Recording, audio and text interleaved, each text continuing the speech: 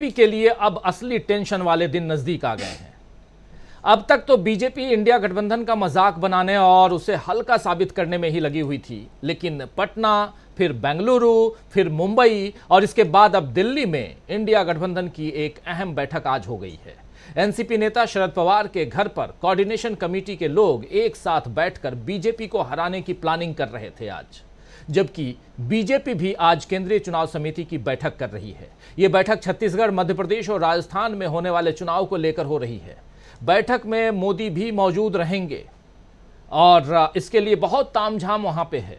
तमाम media channel वहीं पे भीड़ को और G20 की सफलता को दिखाने की कोशिश कर रहे हैं मीडिया चैनल के जरिए।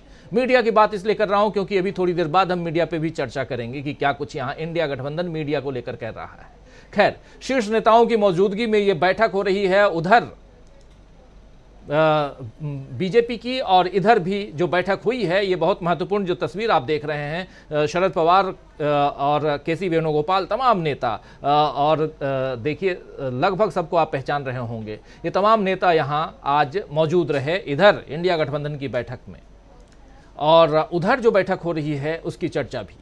लेकिन चुनाव सिर पर हैं तो बीजेपी अपनी बैठकें कर रही है और उसका ध्यान इंडिया की बैठक पर टिका हुआ है, और इस बार यहां से कौन सा फॉर्मूला निकलेगा इस पर ध्यान ज्यादा है, और इससे कैसे बीजेपी फंस सकती है इस पर भी ध्यान है बीजेपी का। इसीलिए इंडिया गठबंधन पर बीजेपी सवाल उठा रही है कि उसका कोई सीएम फेस या पीएम फेस चुनाव के लिए, अगले चुनाव 2024 की बात करें तो पीएम फेस नहीं है। आपको बता दूं कि बीजेपी की तरफ से यह सवाल बार बार उठ रहा है कि इंडिया से पीएम फेस कौन होगा, लेकिन आज उस पर आम आदमी पार्टी के नेता सौरभ भारद्वाज ने इंडिया की बैठक से पहले जवाब दिया है। सौरभ भारद्वाज ने क्या कुछ कहा है, जरा सुन लीजिए, देख लीजिए। सौरभ भारद्वाज कह रहे हैं कि सब दलों के नेताओं की, कार्यकर्ताओं की आकांक्षा होती है कि हमारे दल का नेता प्रधानमंत्री, मुख्यमंत्री बने। इस प्रकार की महत्वाकांक्षाएं होना कोई गलत बात नहीं है, कोई गलत नहीं है।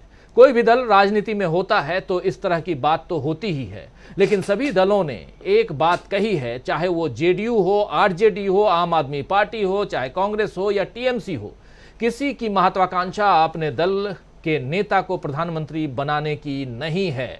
पहली प्राथमिकता हमारी ये है कि भारत में एक ऐसी सरकार आए जो गरीबों के लिए काम कर सके।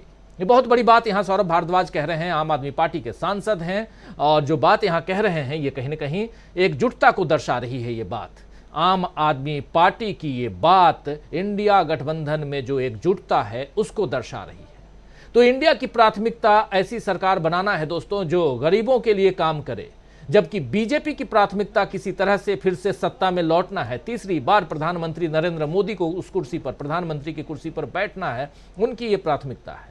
अब तो संसद के विशेष सत्र को 5 दिन ही शेष बचे हैं, लेकिन और इसके लिए अगले सोमवार को यानी 4 दिन बाद सर्वदलीय बैठक बीजेपी ने बुलाई है।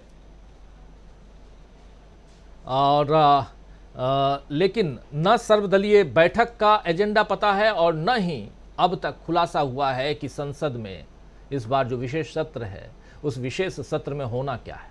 जाहिर है कि बीजेपी देश को जानबूझकर अटकलों में उलझा रही है ताकि उसकी नाकामी से देश का ध्यान हटे, लेकिन इंडिया बीजेपी की इस चाल को कामयाब नहीं होने दे रहा है।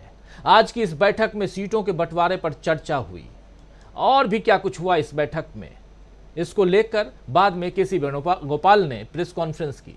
आइए जरा सुन लेते हैं केसी वेणुगोपाल एक छोटी सी प्रेस कॉन्फ्रेंस, उसमें क्या कुछ कह रहे हैं, सुनिए जरा। Coordination committee was held today at the residence of Sri Sharad Pawar ji. Hello.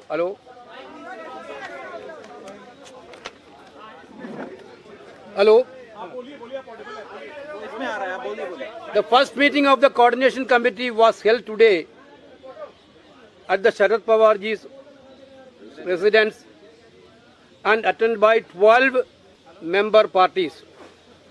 Sri Abhishek Banerjee of All India Trinamool Congress could not attend the meeting due to the summon by Enforcement Directorate arising out of the vendetta politics of Bharatiya Janata Party and the Prime Minister. The Coordination Committee decided to start the process for determining the seat sharing. it was decided that the member parties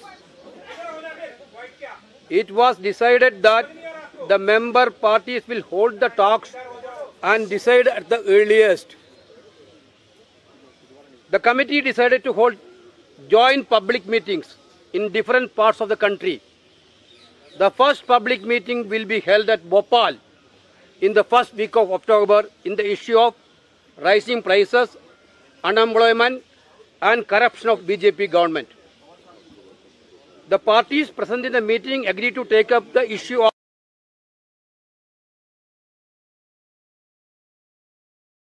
the subgroup of media to तो ये जो press conference हुई है, video थोड़ा ठीक नहीं है, लेकिन आप तक ये बात समझ में आ गई होगी, पहुंच गई होगी कि सीट शेयरिंग को लेकर के इस पर जल्दी से जल्दी बातचीत होना, और दूसरी बात, सबसे महत्वपूर्ण बात, कि पहली इनकी जो जनसभा होगी वो भोपाल में होगी। इस जनसभा को लेकर के भी चर्चा यहां हो रही है। फर्स्ट वीक ऑफ अक्टूबर बता रहे हैं।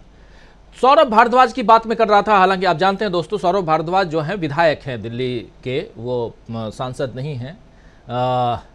एक त्रुटि थी, वो सुधारना चाहता हूं, लेकिन यहां सौरभ भारद्वाज की बात नहीं, बात इस पूरे इंडिया गठबंधन की हम कर रहे हैं। और इंडिया गठबंधन से उधर हम देख रहे हैं कि दिल्ली में ही जो बीजेपी का केंद्रीय मुख्यालय है, वहां जबरदस्त भीड़ है।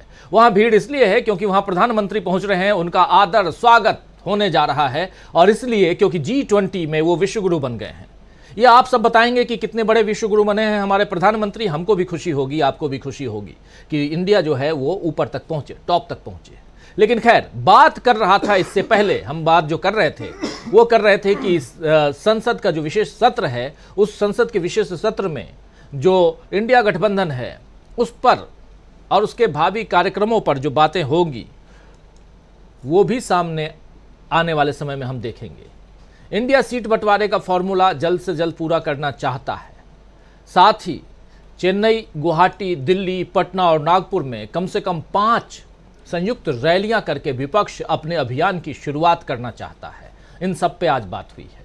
आज की बैठक में और क्या कुछ सामने आया है वो आप सब देख चुके हैं, लेकिन बीजेपी उसके पहले माहौल ऐसा दिखा रही है मानो इंडिया में फूट पड़ रही है। कांग्रेस और आम आदमी पार्टी के बीच किन राज्यों में सीटों को लेकर विवाद है, नीतीश कुमार और लालू जी कैसे अपने दलों के बीच सीटें बांटेंगे, शिवसेना, एनसीपी और कांग्रेस के बीच महाराष्ट्र में क्या तालमेल रहेगा, ऐसी कई खबरें मीडिया में प्रमोट की जा रही हैं। लेकिन अब न बीजेपी का एजेंडा किसी से छिपा हुआ है और न ही बीजेपी का साथ देने वाले मीडिया का पक्षपातपूर्ण रवैया किसी से छिपा है। अब जनता के सामने कई खुलासे हो रहे हैं कि कैसे राहुल गांधी की प्रेस कॉन्फ्रेंस को डिस्टर्ब करने के लिए मीडिया घराने पत्रकारों पर दबाव बना रहे हैं, कैसे झूठी खबरें देकर कांग्रेस की सरकारों को गलत दिखाया जा रहा है। अब तो ऐसे पत्रकारों पर कांग्रेस के नेता कार्रवाई भी करने लगे हैं, पलटकर तीखा जवाब देने लगे हैं। यही कांग्रेस और इंडिया की मजबूती की निशानी है। तो कांग्रेस, इंडिया और उधर बीजेपी या एनडीए, इन सब की बात हम यहां करेंगे। और आज इस बैठक में जो कुछ रहा है, जो कुछ निकल के आया है, उस पर चर्चा करेंगे और यह भी समझेंगे कि क्या इंडिया की बैठक ने बढ़ा दी है मोदी की टेंशन, क्या इंडिया की बैठक से बढ़ गई है बीजेपी की टेंशन। मोदी जी की टेंशन मतलब बीजेपी की टेंशन। आइए इन तमाम सवालों से